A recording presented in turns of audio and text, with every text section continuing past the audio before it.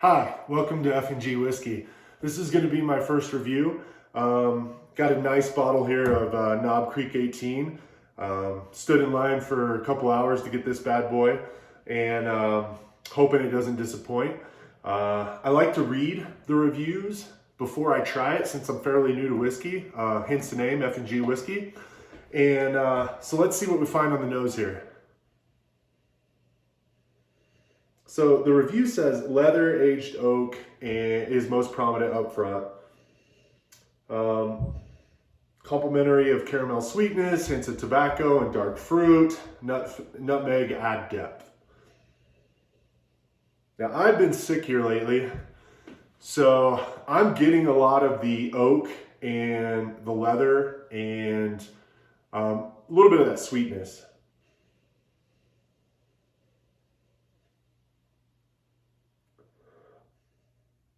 But I'm not getting much of the dark fruit.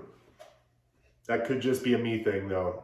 I tend to not get too much fruit on bourbons unless it's Buffalo Trace, which seems to scream out of the glass on most of their products.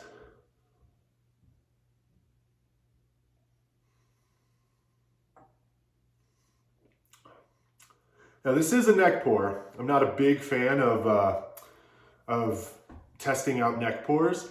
As you'll find on my channel, usually I like to do about the third pour, but since this one is kind of a hard one to find, I really wanted to see, what it had coming straight out of the bottle.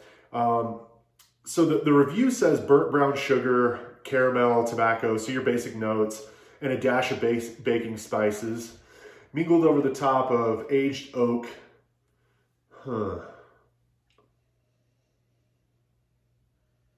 Then it goes into a little more depth, but it just kind of repeats itself.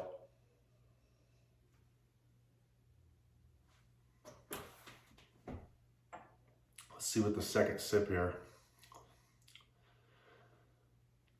Definitely get the sweetness, you definitely get the oak. I mean, the oak is very prominent.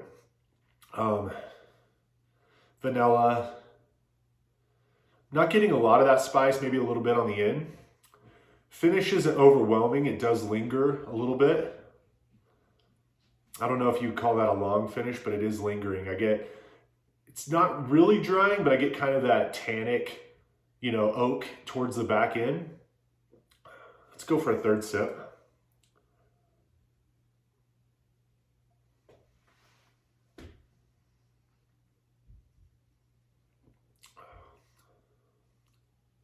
Does remind me of that Knob Creek profile. I stayed away from the 17 because I heard so many bad reviews on it.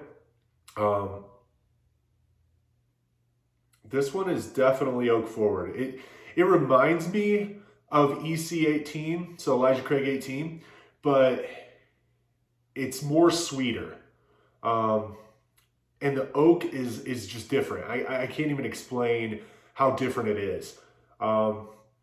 If you can't find this one, I do want to compare it to the Knob 12.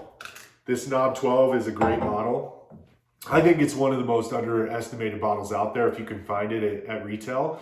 I got this one at Total Wine, I think, for 60 bucks. I'd pay that all day for a 12-year bourbon. So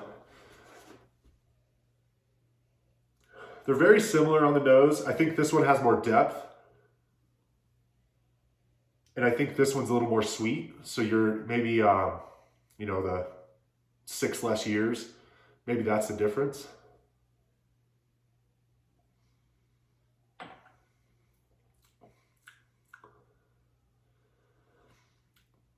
I get a little more chocolate on this one. So I get your caramel, I get your vanilla.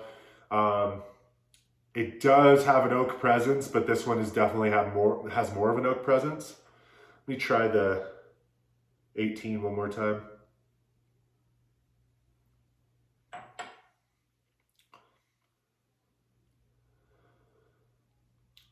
I had this one setting out for about 15-20 minutes because I wanted to get some air in it. And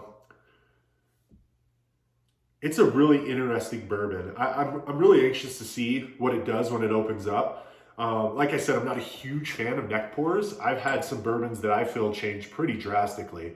So just not a huge fan of the neck pour.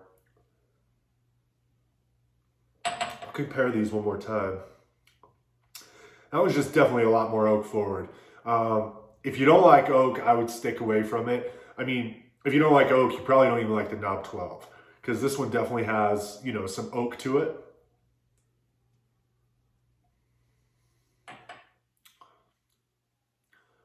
Yeah, I feel like the 12, a little bit more sweeter. I think I get more of the nutmeg on the 12 versus the 18. Because there's something back in there, mid to back palate, where I get a little bit more sweetness. Definitely more vanilla on the 12 versus the 18. But both are great whiskeys. I would say if you've got the money, this is a no-brainer.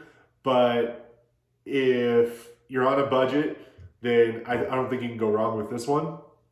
This is kind of one of those ones where if you're a bourbon enthusiast, you're just going to pull the trigger if you see it. Probably even if you've seen a bad review, you're probably going to pull the trigger just because of the rarity. And what we're trying to do is build a sense of community here. So feel free to leave a comment, like and subscribe. Doesn't cost you anything to do those things, and it really helps me out. Feel free to give me some feedback on what you want from a channel. Me personally, I was watching reviews and felt like a lot of them we're kind of in the same realm, and there's nothing wrong with that. And I will do a lot of the things that a lot of the other people are doing. But I'm also going to read reviews and compare to see if I can get some of the notes that some of these, you know, excellent bourbon tasters are getting. So like, comment, subscribe, shoot me a message, and hopefully we can build a sense of whiskey community together. Thank you.